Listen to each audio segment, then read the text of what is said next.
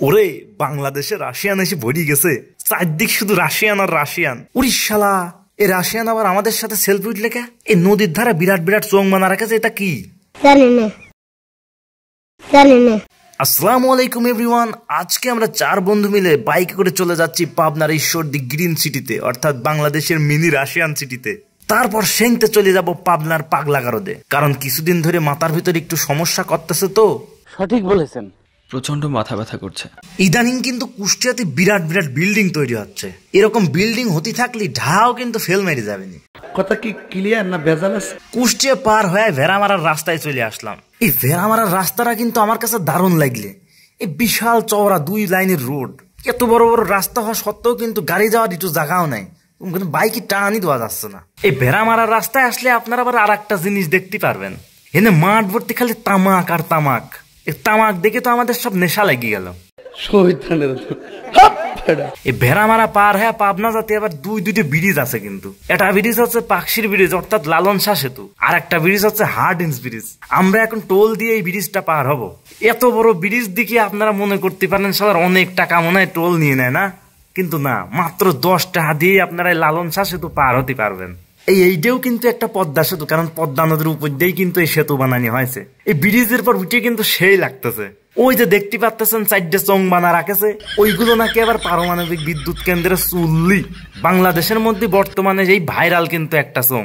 আর ব্রিজের আর এক পাশে যে দেখতে পাচ্ছেন ট্রেন চলাচলের জন্য ব্রিজ, যার নাম হচ্ছে হার্ডিন্স ব্রিজ। এইটি কিন্তু বাংলাদেশের সর্বপ্রথম ব্রিটিশ আমলে তৈরি করা হয়েছে ট্রেন চলাচলের জন্য। সত্যি দেহার মতো 2-3টে জিনিস কিন্তু নদীর তীরে বানা রাখেছে। এই ব্রিজ পার হওয়ার পর পরে আপনারা দেখতে পারবেন পারমাণবিক বিদ্যুৎ কেন্দ্র। হেনে কিন্তু প্রচুর লোকজন কাজ করেছে, হাজার হাজার লোকজন। এই সন্ধ্যের সময় যখন ছুটি দেয় সেই মুহূর্তে কিন্তু রাস্তায় সব লাইন ধরে যায় বাড়ি যাওয়ার জন্য।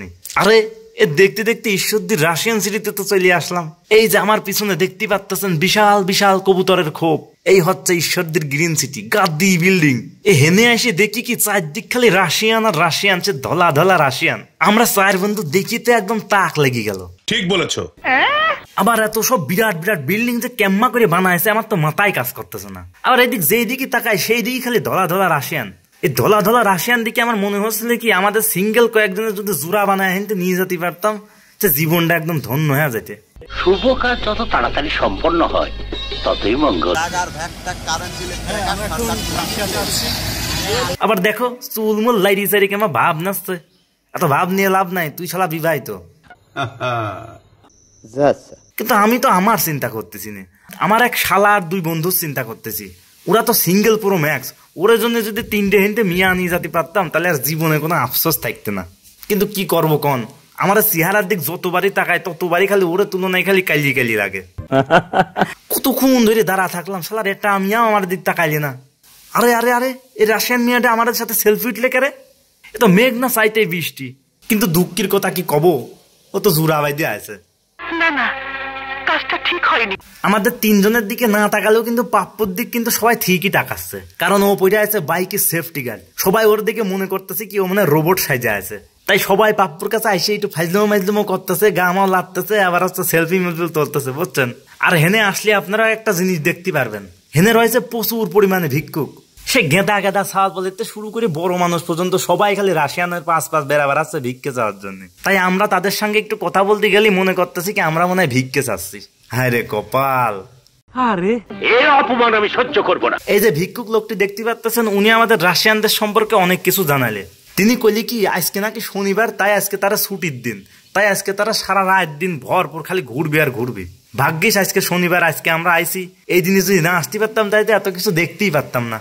এই মান সম্মানের ভয়তে আমরা আবার মেয়েদেরকে বেশি ভিডিও করতে পারি নাই, কারণ তারা যে ড্রেস আপে হেনে চলাফেরা করতেছে আমার বাংলাদেশের মানুষ দেখলে একদম শিরশির করে উঠবেনি।